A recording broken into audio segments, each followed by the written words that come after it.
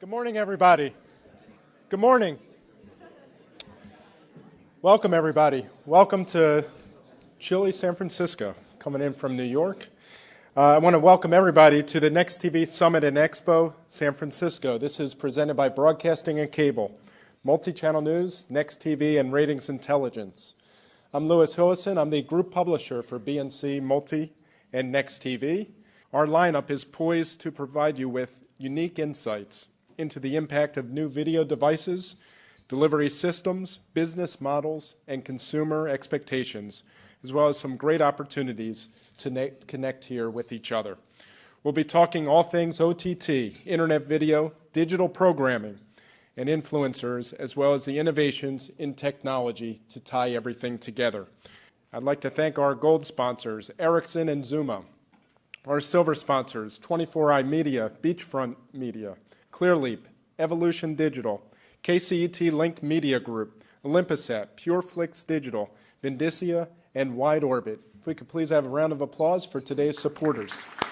Our opening session is a keynote Q&A with a leader of the fastest growing division of Roku, Steve Shannon, Roku's General Manager of Content and Services.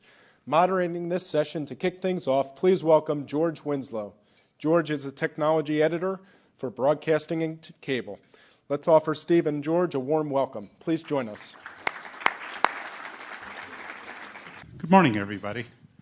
Very happy to be here, and I'm particularly happy that we're starting off a conference that's really devoted to a lot of the intersection of technology, content, and the future of video with Steve from Roku. Not only has Roku emerged as just really a crucial device for delivering content onto TV sets, being the most popular streaming media device now in the United States, but Roku has really done a pretty amazing job of putting together a content system that includes just really a wide array of content and brought in a lot of TV players and others. Now, I'm not going to spend a lot of time, here on Steve's bio, but Steve currently heads all of Roku's content and services group, which is responsible for establishing all of those relationships. And he has really a great history of really helping transform the digital living room even before Roku's very interesting efforts. He included work with senior positions at RealD and Gemstar TV Guide. He's also involved in the founding of a number of media startups. These included co-founding iBand and Akimbo Systems, which was the first internet video on-demand service, and of course helped launch Replay TV, the first DVR. So you can learn a lot more about Steve on his bio on the website, but I wanted to start off here to kind of set the stage with Steve. And Steve, if you could just talk a little bit about your work at Roku, describe a little bit some of the demand that you're seeing in the market and the key focuses you have for kind of transforming a lot of the way video gets into the living room. Yeah, thanks. Thanks, George, for that nice intro. Yeah, my job is to be in charge of content. I had the content team at Roku, so that means I do all the deals. My team does all the deals with nearly 3,000 different content partners so far on the platform. We add 3 or 4 every day. And also all of the kind of business models around that and all of the dollars that flow after a user activates a Roku in the household.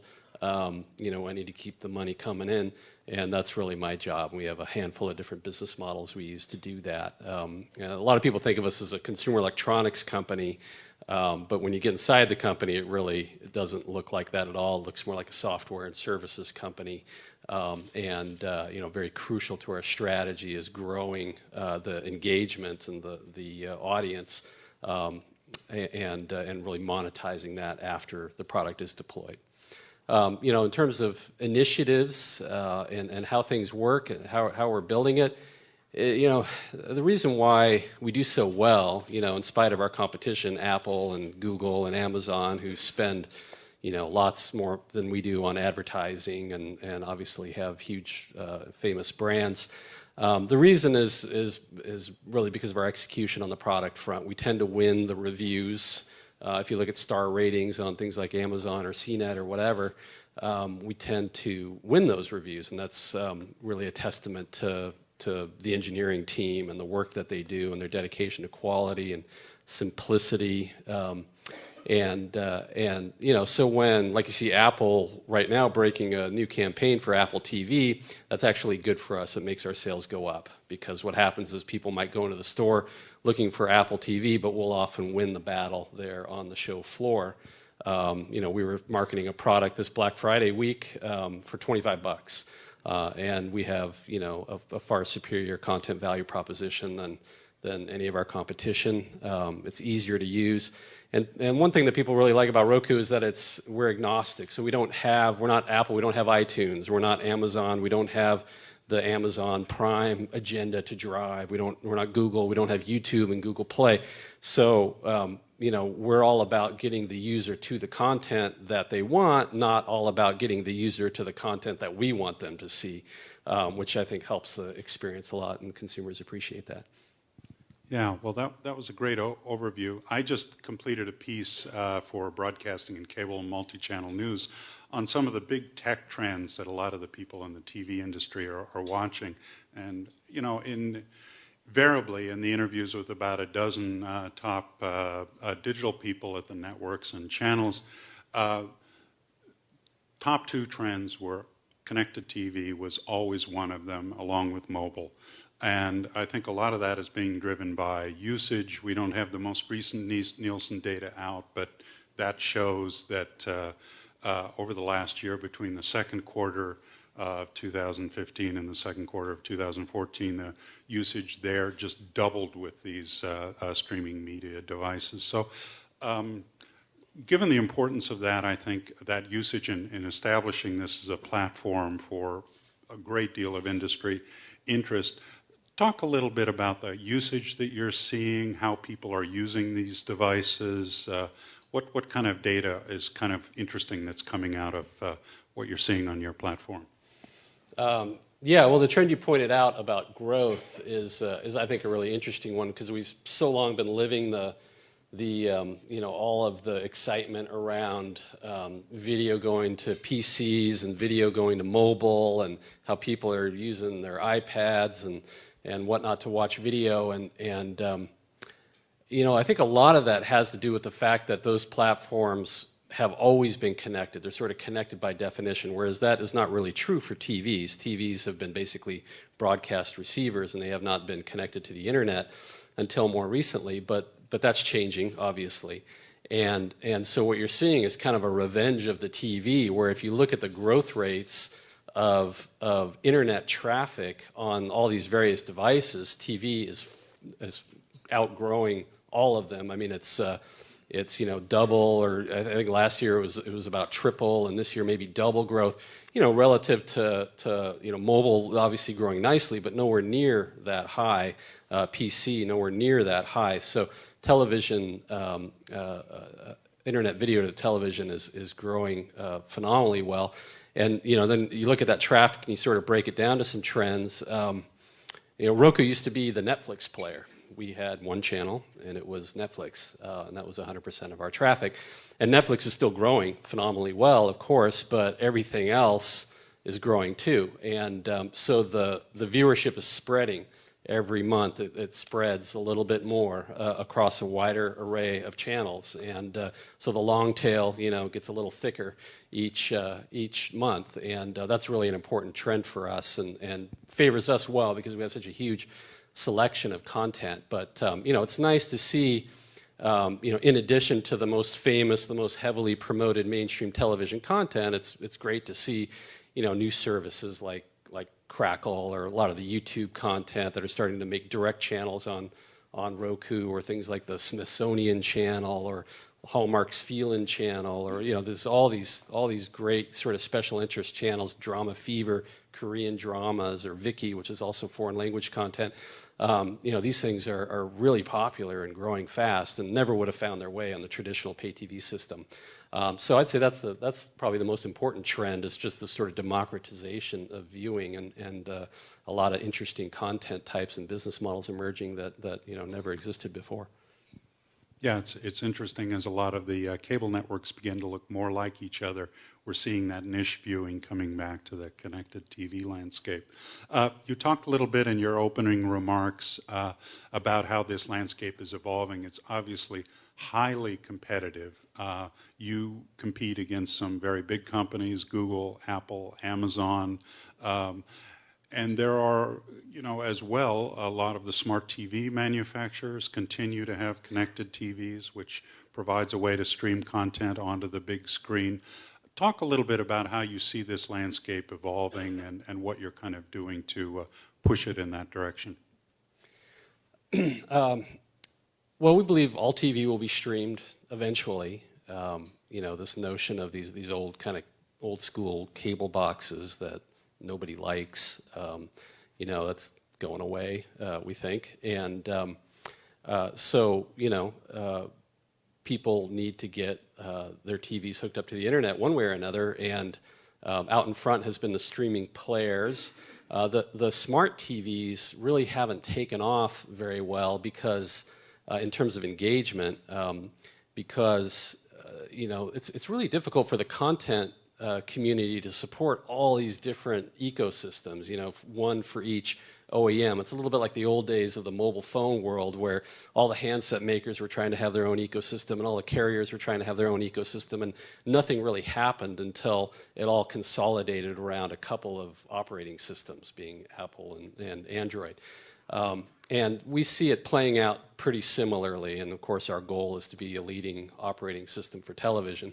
And so increasingly we are, in addition to selling our streaming players, we're starting to integrate with televisions.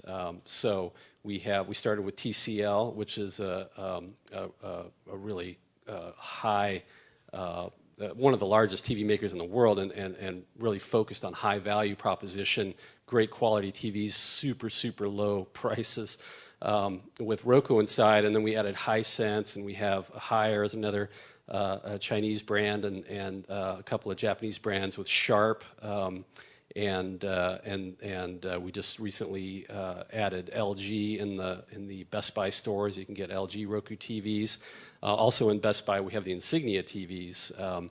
So we're increasingly building our OS into TVs, and I think it's the first TV streaming system that people can actually use happily. It's not glitchy.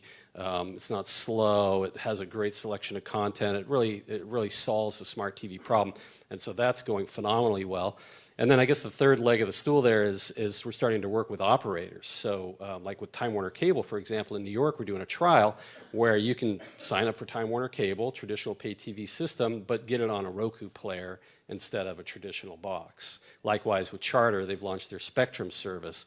Crazy good deal. It's $13. You get all the broadcast networks plus HBO or Showtime, and then for an extra $7, you get a great selection of cable networks. I mean, it's good cable networks. It's ESPN and AMC and A&E networks and all these great cable channels for $20. So I think that kind of value proposition is really the future.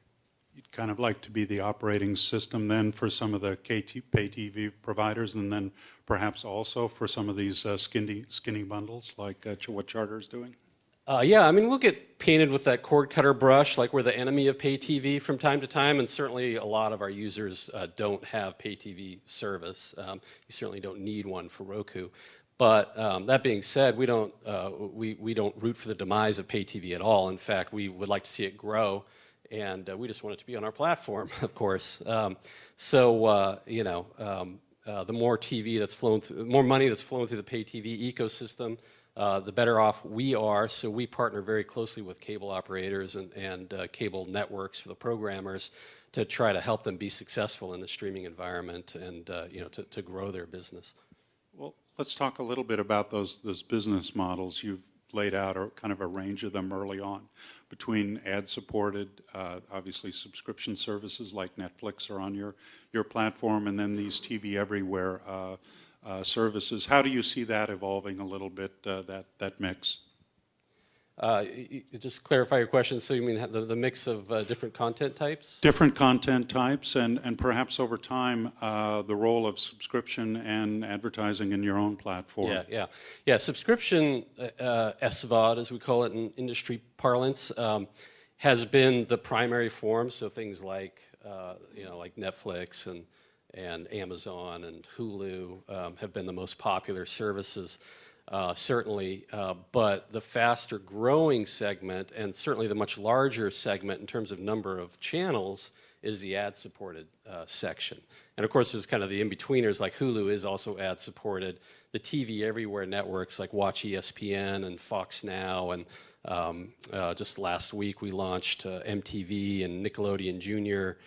This week we're launching CNN, which is exciting. Those are all obviously a hybrid where they're both, you pay for those through a pay TV subscription service, but they're ad supported, and those are growing nicely.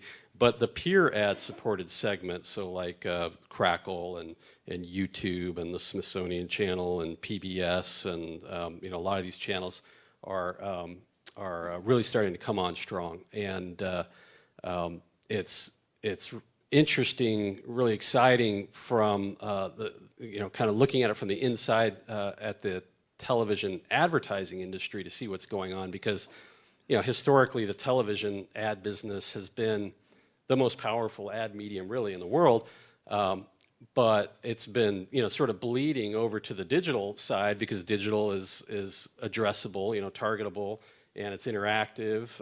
You can engage more there, and wonderful reporting and all these kinds of things that you get on the internet.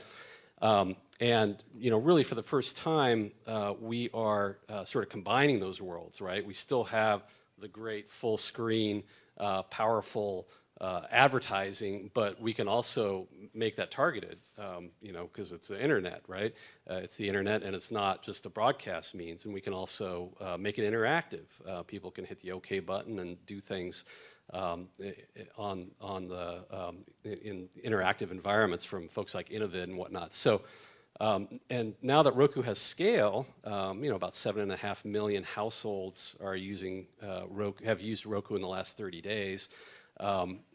That's become interesting for advertisers. So the ad dollars are starting to pour in, and those ad dollars fund these ad-supported networks, and so these ad-supported networks are starting to flourish and grow, and so that's really the fastest growing part of the market right now, which is exciting.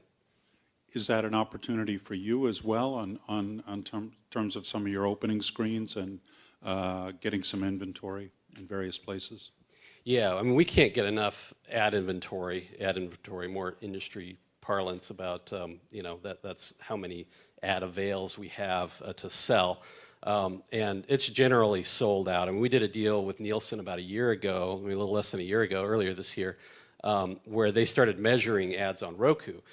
Historically, if you run a television ad, as a television network, you will not get paid for that ad unless Nielsen counts that ad, unless Nielsen says that ad actually happened.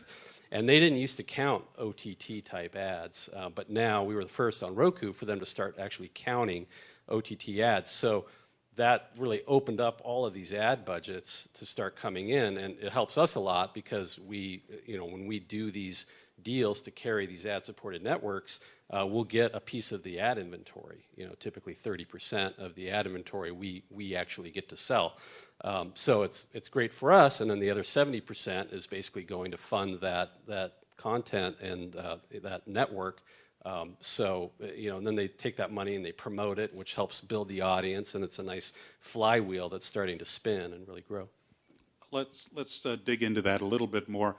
You're a private company and obviously don't talk about your numbers, but great to describe a little bit your business model. Obviously you sell boxes, but I don't presume there's a huge margin on the $25 boxes that were flying off the shelf during Black Friday last weekend. Just talk a little bit about how you hope to build your business and make some money as well. Yeah, sure. Yeah, I mean, we do actually make money on our hardware.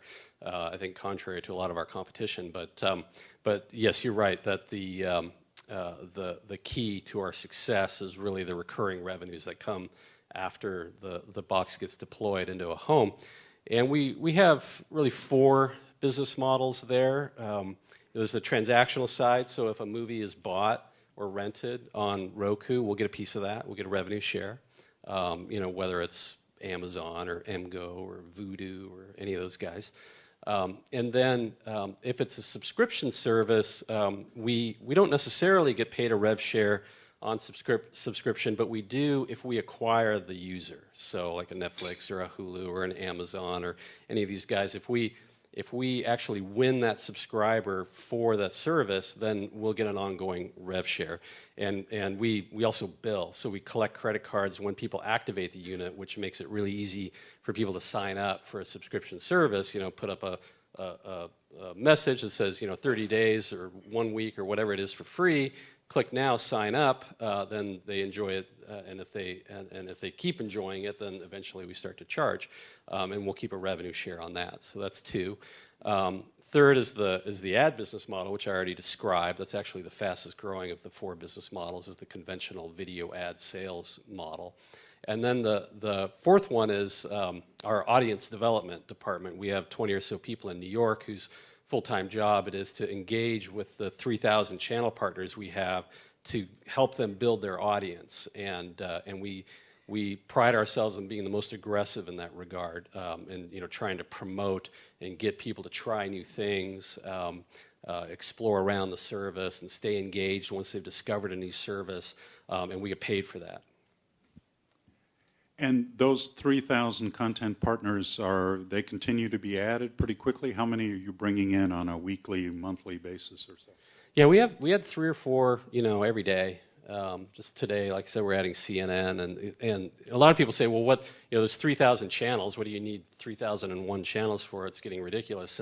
But the truth is, they're getting increasingly mainstream in a way. The programmers are taking the platform more and more seriously, so that's why services, huge, great, wonderful brands like CNN are coming on board, and last week with MTV from Viacom. So it's becoming increasingly mainstream, but also the niche channels are coming on strong. And we have, I think it's over 300 local churches that are on Roku. So and very few of them. Some of them have big audiences, like the Jehovah's Witness channel is really quite big, and the BYU channel's very popular. But most of them are just the congregation.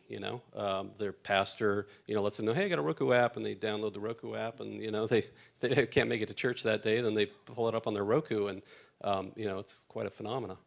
The ultimate hyper-local experience.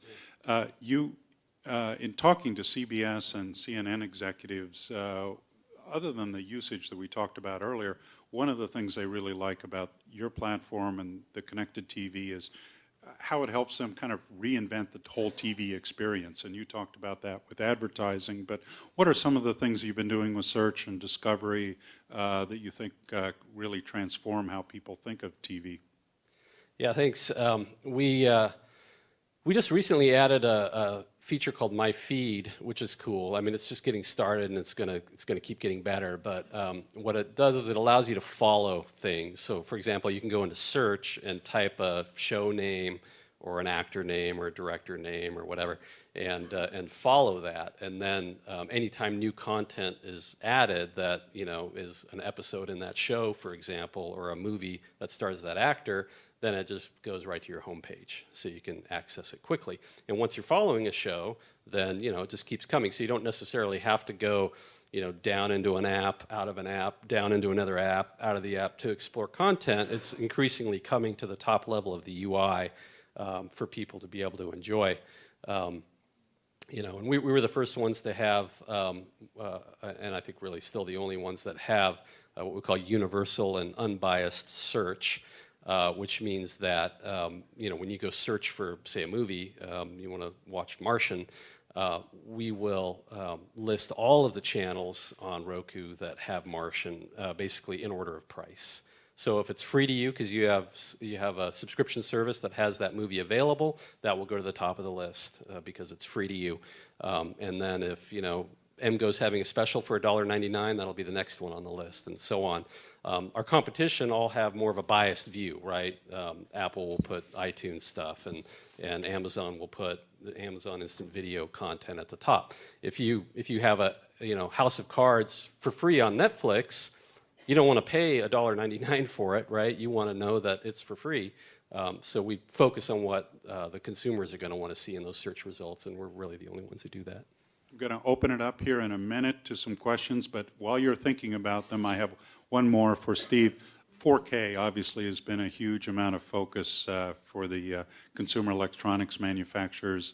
You recently started supporting that. How do you see that developing, along with perhaps high dynamic range and some of the improvements that go beyond even the first iteration of 4K? Sure, yeah, we think streaming will be the main way that people enjoy 4K.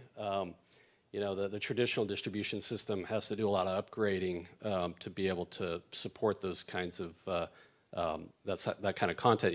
The set-top boxes, cable, satellite set-top boxes that you have in your house probably aren't even capable of decoding 4K, so they have to swap that out and that sort of thing. So we did launch the Roku 4 just a few weeks ago. Some lucky dog's going to win that later today. And we also have TCL 4K TVs out on the marketplace. So there's a lot of excitement around those. We're starting to have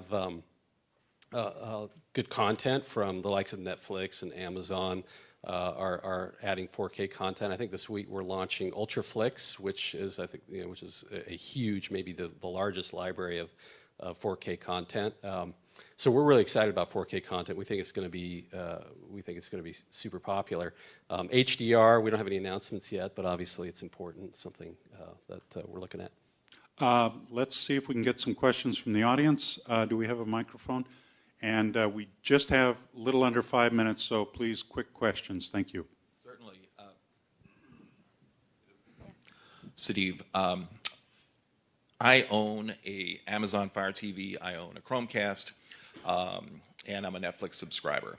But you'll be happy to hear that my mother is getting a Roku TV delivered this evening, actually, that we just bought for her. So I definitely see the opportunity in your platform. The problem I have is not one of, is there enough content, is discovering the content.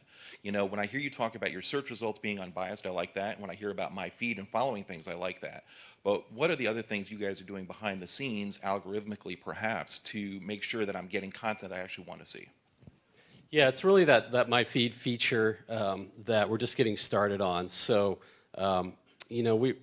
we have kind of a non-spammy philosophy at Roku. When you sign up for Roku, you're not going to get a whole ton of email from us. We don't try to shove a whole lot of, kind of bogus recommendations in your face. And so I admit that we tread lightly, maybe a little too lightly on that stuff. And of course, most of our content partners have a lot of recommendations that they do in their apps.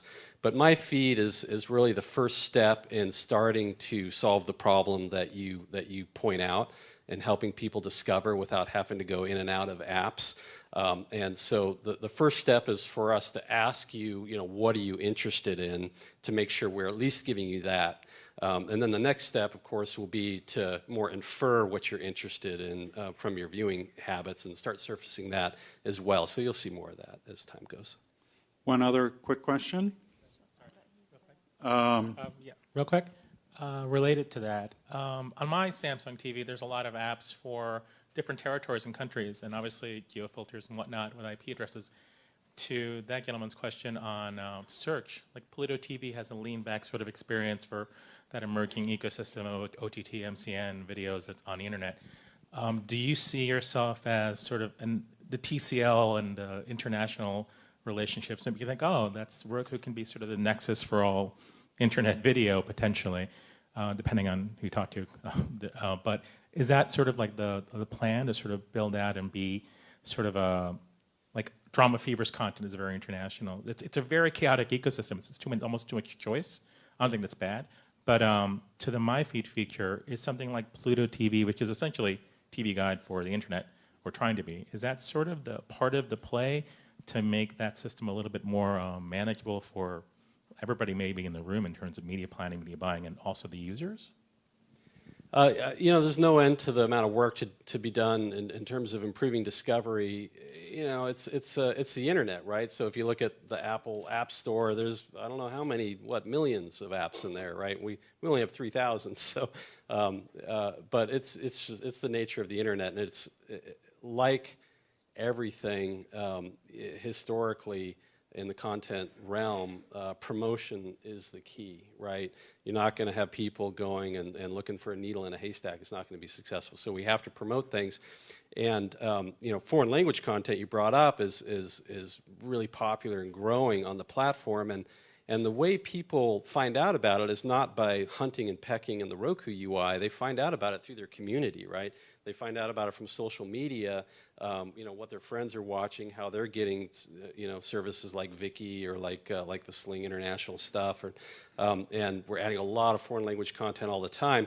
And people find out about it from their community. And we're aggressive with social media to try to make sure that people know that the content's available. So by the time they get their Roku hooked up and set up, they already know what's there because they've heard it from a variety of different ways. So then it's just a matter of finding the channel, which it's our job to make that easy. Well, and I think you really highlighted a lot of questions and areas we're going to be talking about all day today. I see we've run out of time, so if everybody could. We have one more question. All right, Yeah. if we have time for one It's more from question, Twitter. sorry. They're asking how long before Roku does their own branded content? Oh yeah, we don't have plans to do our own branded content. We get asked that question a lot, and really, it's actually a differentiator from our competition in that we don't compete with our content providers, and what that allows us to do is to really focus on kind of being agnostic and focus on getting the customer to watch what they want to watch, rather than getting the customer to watch what we want them to watch. And I think consumers have really appreciated that about Roku, and that we don't have an agenda. And so we've been tempted from time to do that, and never say never. But so far, our credo is really to not compete with our content partners and really focus on getting the whole vast world of content out there to people in a really easy way. Well put. Please, everybody, give Steve a nice hand for giving us a great introduction to our topics. Thank you.